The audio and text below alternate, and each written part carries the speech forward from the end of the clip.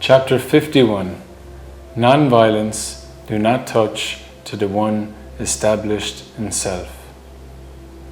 Where, by the personal grace of the enlightened being, Gnani Purush, one becomes the pure soul, meaning non-violent, after this, no fault of violence incurs to him for sure.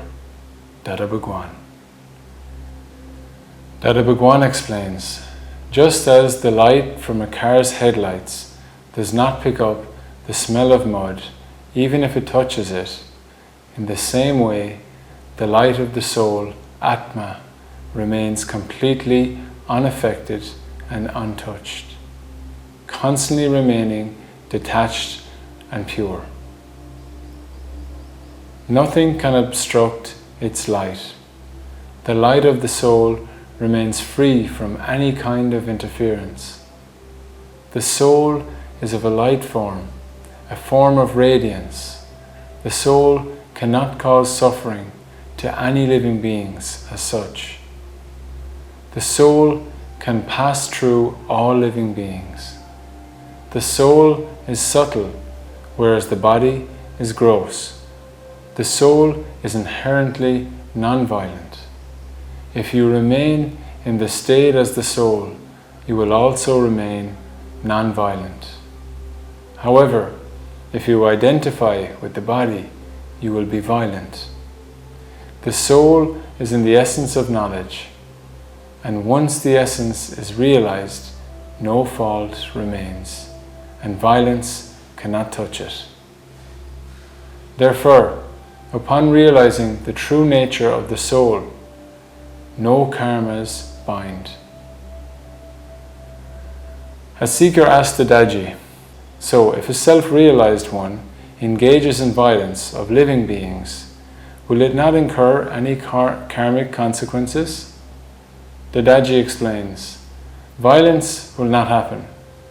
Once you realize the true nature of the soul, no violence will occur.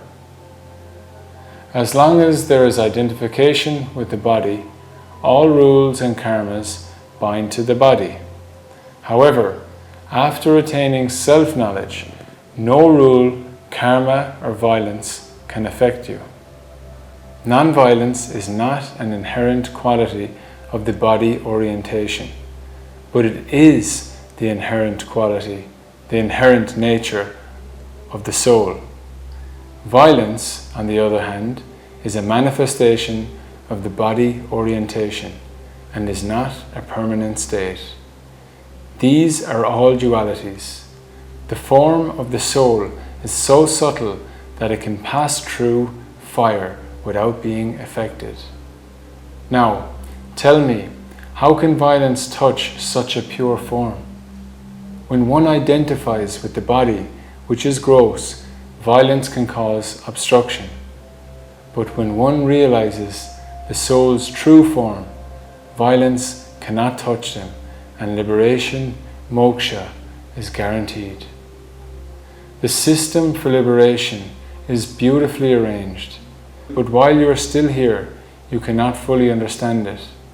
Once you realize the soul's true form, everything will become clear, and the full science will be revealed. The experiential spiritual aphorism 18 by 258. The complete path to liberation is based on non-violence. When we, in this body, taste the bliss of freedom from the bondage of the body, in order to truly experience this bliss of liberation, non-violence is absolutely essential. Now, why does non-violence not manifest? It is said that the veils of violent intentions constantly cover it. On the contrary, if we become firm in the conviction that I am pure soul, then as this conviction becomes established, our non-violent nature begins to manifest. And as if it manifests, the veils of your worries begin to fall away. Jai Satchidanand.